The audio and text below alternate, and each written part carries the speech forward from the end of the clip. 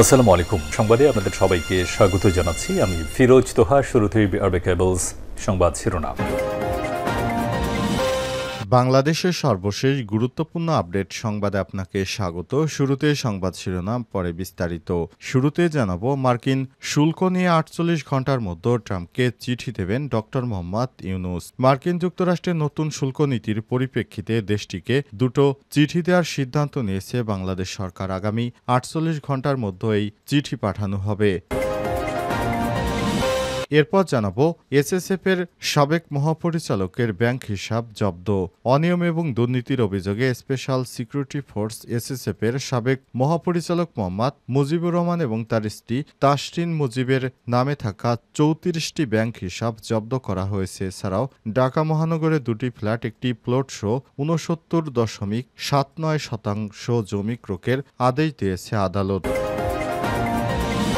এদিকে মানিকগঞ্জের সিংগাইরে মদ্যপ অবস্থায় থানায় ঢুকে পুলিশের সঙ্গে খারাপ আচরণ করার ঘটনায় দুই যুবদল নেতাকে বহিষ্কার। মানিকগঞ্জের সিংগাইরে থানায় ঢুকে পুলিশকে গালাগালি এবং হত্যার হুমকি দেওয়া সহ বিভিন্ন অপরাধের ঘটনায় যুবদলের দুই নেতাকে দল থেকে বহিষ্কার করা হয়েছে। আজ যুবদলের কেন্দ্রীয় কমিটির সহদপ্তর সম্পাদক মিনহাজুল ইসলাম ভূঁইয়ার স্বাক্ষরিত এক প্রেস বিজ্ঞপ্তিতে এই তথ্য নিশ্চিত করা হয়েছে।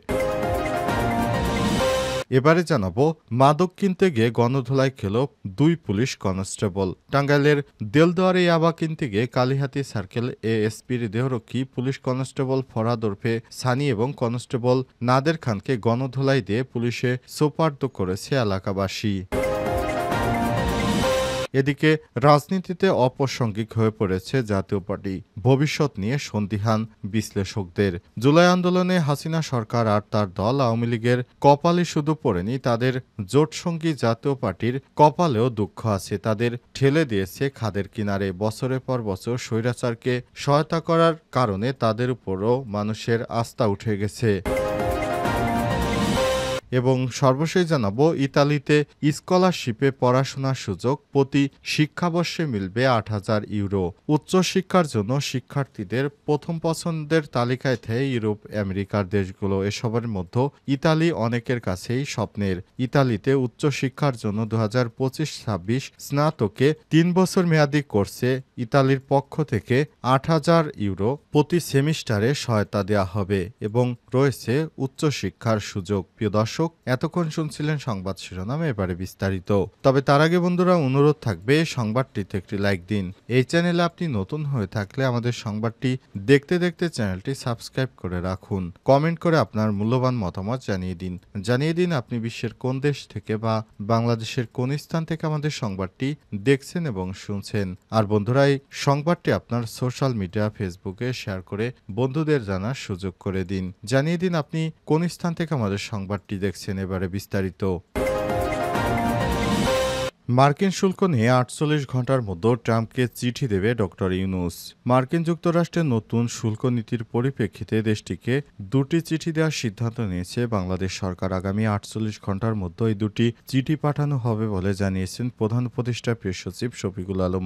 দুটো চিঠির মধ্যে একটি পাঠাবেন প্রধান উপদেষ্টা অধ্যাপক ডক্টর মোহাম্মদ ইউনূস এবং তিনি যুক্তরাষ্ট্রের প্রেসিডেন্ট ডোনাল্ড ট্রাম্পকে চিঠি দেবেন। অপর চিঠিটি বাণিজ্য উপদেষ্টা শেখ বশির উদ্দিন পাঠাবেন যুক্তরাষ্ট্রের বাণিজ্য প্রতিনিধি অফিসে ইউএসটিআরে। রোববার ৬ এপ্রিল অর্থ মন্ত্রণালয়ে অর্থ উপদেষ্টার সভাপতিত্বে অনুষ্ঠিত উচ্চ পর্যায়ের একটি বিশেষ বৈঠকের পর এই তথ্য জানান প্রেস সচিব শফিকুল আলম। বলেছেন, চিঠিতে বাংলাদেশ সরকার মার্কিন যুক্তরাষ্ট্রের রপ্তানি সহজ করার জন্য কি কি পদক্ষেপ নিয়েছে এবং নেবে, বাংলাদেশে ব্যবসা বিনিয়োগ সহজ করার জন্য কি কি পদক্ষেপ নেওয়া হবে তার কৌশলগুলো তুলে ধরা হবে।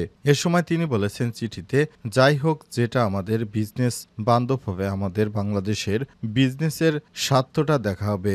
বাংলাদেশের সঙ্গে কম্পিটিটিভ যেসব কান্ট্রি রয়েছে তাদের চেয়ে আমরা আরও বিজনেস বান্ধব হব, যাতে করে ইউএস আমাদের সঙ্গে আরও সহজে ব্যবসা বাণিজ্য করতে পারে। এসএসএফের সাবেক মহাপরিচালকের ব্যাংক হিসাব ফ্রিজ। অনিয়ম দুর্নীতির অভিযোগে স্পেশাল সিকিউরিটি ফোর্স এসএসএফের সাবেক মহাপরিচালক মোহাম্মদ মুজিবুর রহমান এবং তার স্ত্রী তাসরিন মুজিবের নামে থাকা ৩৪টি ব্যাংক হিসাব ফ্রিজ এবং ঢাকা মহানগরে দুটি ফ্ল্যাট, একটি প্লটসহ ৬৯.৭৯ শতক জমি ক্রোকের আদেশ দিয়েছে আদালত। রোববার ৬ এপ্রিল ঢাকার মেট্রোপলিটন সিনিয়র স্পেশাল জজ জাকির হোসেন গালিবের আদালত দুদকের আবেদনের পরিপ্রেক্ষিতে আদেশ দেয়। দুদকের পক্ষে সংস্থাটির উপপরিচালক মোহাম্মদ সিরাজুল হক ব্যাংক হিসাব ফ্রিজ এবং সম্পদ ক্রোক চেয়ে আবেদন করেছে। সব ব্যাংক হিসাবে ১,৪৪,৯৯,২০০ টাকা রয়েছে। এদের মধ্যে মুজিবুর রহমানের ২৪টি এবং তার স্ত্রী ১০টি হিসাব। ক্রোক হওয়া সম্পদের মধ্যে মুজিবুর রহমান নিজ নামে থাকা মিরপুর মাটিকাটায় ৪,৫০০ বর্গ ফুটের একটি ফ্ল্যাট, নারায়ণগঞ্জের রূপগঞ্জে থাকা একটি প্লটসহ খিলক্ষেত মিরপুর, সাভার ও ঢাকা ক্যান্টনমেন্টে জমি ও স্ত্রীর নামে থাকা ক্যান্টনমেন্টে সাহারা এলাকায় একটি ফ্ল্যাট, বাউনিয়া এলাকায় ৭টি দলিলে জমি রয়েছে। দুদকের জনসংযোগ কর্মকর্তা এই তথ্য নিশ্চিত করে বলেছেন।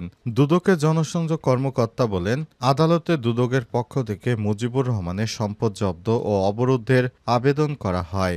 দুদকের পক্ষ থেকে আইনজীবী মীর আহমেদ আলী সালাম শুনানি করেছেন, পরে আদালত সেটি মঞ্জুর করেছে। সিংগাইরে মদ্যপ অবস্থায় থানায় অসদাচরণের ঘটনায় ২ যুবদল নেতাকে বহিষ্কার করল বিএনপি। মানিকগঞ্জের সিংগাইরে থানায় মদ্যপ অবস্থায় অসদাচরণের ঘটনায় যুবদলের ২ জন নেতাকে দল থেকে বহিষ্কার করা হয়েছে। রোববার ৬ এপ্রিল বিকেলে যুবদলের কেন্দ্রীয় কমিটির সহদপ্তর সম্পাদক মিনহাজুল ইসলাম ভূঁইয়ার স্বাক্ষরিত এক প্রেস বিজ্ঞপ্তিতে এই তথ্য নিশ্চিত করা হয়েছে। প্রেস বিজ্ঞপ্তিতে বলা হয়েছে, নৈতিক স্থলনজনিত অপরাধে সুনির্দিষ্ট অভিযোগের প্রেক্ষিতে সিংগাইর পৌর যুবদলের সদস্য সচিব শফিকুল ইসলাম ওরফে জীবন ৪৫ এবং পৌরসভার ৭ নম্বর ওয়ার্ডের যুবদলের সদস্য শফিকুল ইসলাম ২৬কে প্রাথমিক সদস্যপদসহ সমস্ত পদ থেকে বহিষ্কার করা হয়েছে। পাশাপাশি দলীয় সকল পর্যায়ের নেতাকর্মীদের তাদের সঙ্গে সাংগঠনিক সম্পর্ক না রাখার নির্দেশনা দেওয়া হয়েছে। এর আগে শনিবার ৫ এপ্রিল রাত ৯টার দিকে ২ যুবদল নেতা মদ্যপ অবস্থায় সিংগাইর থানায় ঢুকে পুলিশের সঙ্গে খারাপ আচরণ করে। এ সময় তারা থানায় আটক এক আসামিকে ছিনিয়ে নিতে চায়। পরে পুলিশ তাদের আটক করে মামলা দায়েরের পর আদালতে প্রেরণ করেছে। এই ঘটনার বিভিন্ন সংবাদ মাধ্যমে প্রকাশিত হলে বিষয়টি কেন্দ্রীয় যুবদলের নেতৃত্ববৃন্দের নজরে আসে এবং দ্রুত সাংগঠনিক ব্যবস্থা গ্রহণ করা হয়। মাদক কিনতে গিয়ে গণধোলাই খেল পুলিশ কনস্টেবল। টাঙ্গাইলের দেলদুয়ারে ইয়াবা কিনতে গিয়ে কালিহাতী সার্কেলের এএসপির দেহরক্ষী পুলিশ কনস্টেবল ফারহান হোসেন ওরফে সানি কনস্টেবল নাদের খানকে গণধোলাই দিয়েছে জনতা। শনিবার ৫ এপ্রিল দিবাগত রাত ১:৩০টার দিকে উপজেলার ডোলা ইউনিয়নের কুপাখি গ্রামে এই ঘটনা ঘটে। এদিকে সাম্প্রতিক একটি ভিডিও সামাজিক যোগাযোগ মাধ্যমে ভাইরাল হয়েছে। এই ঘটনায় দেলদুয়ার থানার উপপরিদর্শক এসআই নন্দন চন্দ্র সরকার বাদী হয়ে পুলিশ সদস্য ও ২ মাদক সেবীকে আসামি করে থানায় মামলা দায়ের করে। পরে তাদের কারাগারে পাঠানো হয়েছে। ওই পুলিশ সদস্যরা কালিহাতী সার্কেলে কর্মরত ছিলেন। শনিবার রাতে ওই গ্রামের মাদক কারবারি খায়রুলের বাড়ি থেকে ৫০ পিস ইয়াবা ক্রয় করে ৪ যুবক ঘটনাস্থল ত্যাগ করছিলেন। গতিবিধি সন্দেহজনক হলে স্থানীয় জনতা তাদের আটক করে গণধোলাই দিয়ে পুলিশকে খবর দেয়। পরে থানা পুলিশ ঘটনাস্থলে উপস্থিত হয়ে বাথুলি গ্রামের চন্দ্র মণ্ডলের পুত্র শুভ মণ্ডল, কালিয়াকোট থানার বড়ইবাড়ি গ্রামের মৃত শওকত খানের ছেলে মোহাম্মদ নাদের খান, একই এলাকার নূর হোসেনের ছেলে মোহাম্মদ ফরহাদ হোসেন সানিকে আটক করে নিয়ে যায় পুলিশ। এ সময় একজন পালিয়ে যায়। বিষয়ে সহকারী police super Kalihati circle Abdullah Imran কোনো মন্তব্য করতে রাজি হননি। টাঙ্গাইল সদর সার্কেলের অতিরিক্ত police super HM. Mahbubur Rezwan Siddiqui জানান, মাদক মামলার পর তাদের আদালতের মাধ্যমে কারাগারে পাঠানো হয়েছে।